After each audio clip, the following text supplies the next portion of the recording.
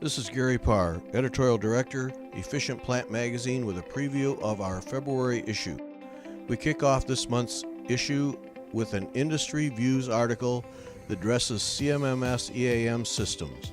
The questions that get answered this month by our experts are: what is your top tip for CMMS EAM implementation? And what is the one benefit everyone should be getting out of their CMMS EAM software? If you're looking at implementing this type of software or have it and aren't really using it, this article will help you get off the mark.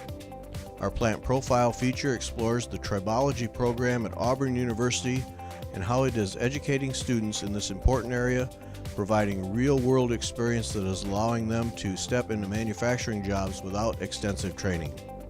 Also in the issue, Randall Noon does some root cause investigation with an oil drain plug to demonstrate the importance of paying attention to the little problems in plants.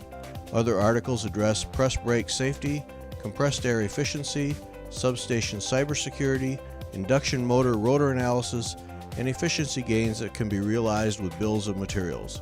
That's just a portion of what is in an issue filled with information to help you improve plant operations.